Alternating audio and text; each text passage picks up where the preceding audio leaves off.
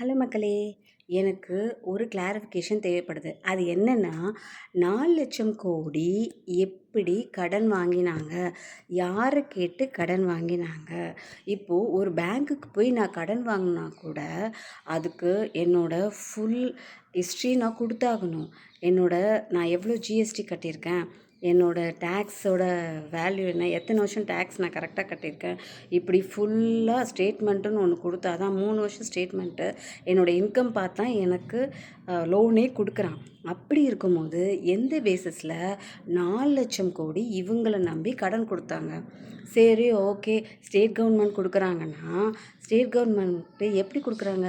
நம்ம கட்டுற ஜிஎஸ்டி அங்கே போய் அங்கேருந்து ரொட்டேஷன் ஆகி நமக்கு திரும்பி வருது. ஓகே, அது நமக்கு கிளாரிஃபிகேஷன் தெரியும். ஆனால் அந்த 4,00,000 கோடி அங்கேருந்து கொடுக்கலன்னு சொல்கிறாங்க. அப்போ யார்கிட்ட வாங்குனீங்க?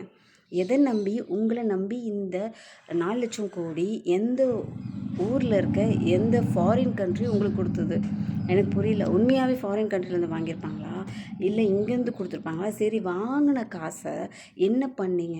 ஏதாவது டெவலப்மெண்ட் பண்ணிங்களா? ரோடு சுத்தமாக இருக்கா? குப்பை இல்லாமல் இருக்கா? இல்லை பில்டிங்ஸ் குடிசையெல்லாம் பில்டிங் ஆகிடுச்சா? இல்லை, மக்கள் இன்னும் கண்ணீர் விட்டுட்டு தான் இருக்காங்க. விவசாயிகள் சந்தோஷமாக இருக்காங்களா? நமக்கு கிடைக்கிற ஃபுட்டு மலிவு விலையில் கிடைக்குதா? இல்லை நம்மளுடைய சேல்ரி இன்க்ரீஸ் ஆகிடுச்சா?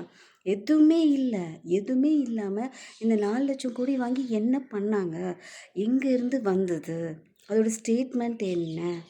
எவ்வளோ அது பண்ண டெவலப்மெண்ட் என்ன? அதோட செலவு என்ன?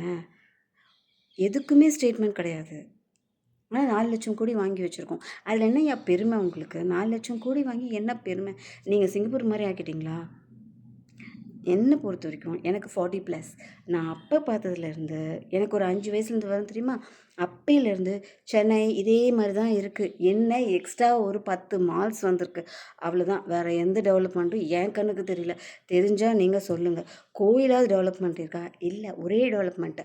ரூ. 20 ஸ்பெஷல் தர்ஷனம் இப்போ ரூ. 100 இருக்குது. அதுதான் டெவலப்மெண்ட். மற்ற டெவலப்மெண்ட்டு எனக்கு தெரியல. இன்னொன்று என் கண்ணுக்கு தெரிஞ்சது என்ன தெரியுமா? இந்த கரண்ட் பாக்ஸ்லாம் இருக்குல்ல, அதை சுற்றி அவங்க வேலி போட்டிருக்காங்க. அது ஒரு நியூ, அவ்வளோதான். மற்றபடி தண்ணி நிற்கிறதா செய்கிறது. இல்லை, சென்னையை தாண்டி மற்ற ஸ்டேட்ஸ்லாம் டெவலப் ஆயிடுச்சா? எக்ஸாம்பிளுக்கு சொல்கிறேன், திருநெல்வேலி நாங்கள் போயிட்டு வந்தோம். நீங்கள் நம்ப மாட்டீங்க, அது இன்னமும் அதே பழைய டைப்பில் தான் இருக்கே தவிர, ஏன் மக்கள் சென்னையில் குவிகிறாங்க?